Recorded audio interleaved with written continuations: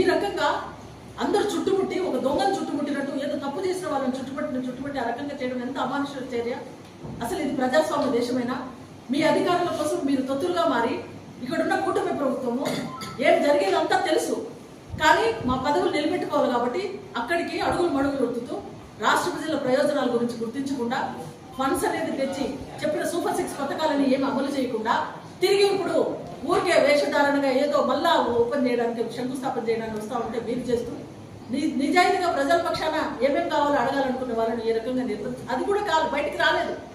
ఆ ఉద్దేశం కూడా తెలియదు. ఏమైనా అడిగొచ్చి ఏమైనా సమ్మెలు చేసినారా, లేకుంటే ప్రభుత్వానికి ఆటంకం కలిగించినారా? ఇంట్లో ఉండేవాళ్ళని తీసుకుని గృహ నిర్బంధం చేయాల్సిన అవసరం ఏమొచ్చింది? ఇది ఎంత అమానుషమైన చర్య, ఇది కరెక్ట్ కాదు. ఇది మోడీ గారి ప్రభుత్వంలో ఏం జరుగుతుంది ఏంటి అనేది ఇక్కడ ఉన్న కూటమి ప్రభుత్వం సీఎం గారికి డిప్యూటీ సీఎం గారికి అందరికీ, కానీ వాళ్ళ అధికారం కోసం వాళ్ళ అధికారం నిలబెట్టుకోవడం కోసం వాళ్ళు వారికి అడుగులకు మడుగులు ఎత్తుతా ఉన్నారు. మొన్నటికి మొన్న కాంగ్రెస్ పార్టీ గురించి పవన్ కళ్యాణ్ డిప్యూటీ సీఎం గారు ఏమంటారు? కాంగ్రెస్ పార్టీ అభివృద్ధి కావాలనుకునే వాళ్ళందరూ పోయి పాకిస్తాన్లో చేరండి అంట. కాంగ్రెస్ పార్టీ అంటే అంత చులకన ఉందా? ఈ దేశంలో ప్రజలు నిస్వార్థంగా నిరంకుశంగా అసలు భయం లేకుండా బ్రతుకుతున్నారంటే కాంగ్రెస్ పార్టీ వల్ల కాదా?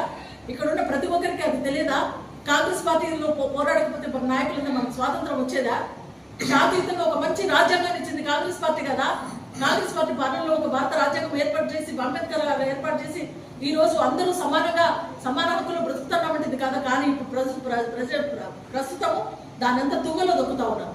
దాని తుంగలో దొక్కి తిరిగి పాత రోజులు బ్రిటిష్ కాలం కంటే ముందు ఇంకా అంత ఉద్యమానం ఆ రోజులు తీసుకురావాలా? మేమైతే మా అధికారాలు నిలబెట్టుకోవాలని కేంద్రం చేస్తూ ఉంటే దానికి మేము ఇక్కడ అధికారం నిలబెట్టుకోవాలని ఇక్కడ ఉన్న ఆంధ్ర రాష్ట్ర కూటమి ప్రభుత్వం చేస్తా ఉంది. కానీ ప్రజలు చూస్తా ఉన్నారు ఇది కరెక్ట్ అయింది కాదు. ప్రజల కోసం ఏర్పాటు చేసింది. ఇప్పుడు ఒక ప్రభుత్వం ఏర్పాటు చేసిందంటే వాళ్ళ పార్టీలు ఎవరుంటే వాళ్ళకేనా? మొత్తం ప్రజలందరికీ ప్రధానమంత్రి కదా, ప్రజల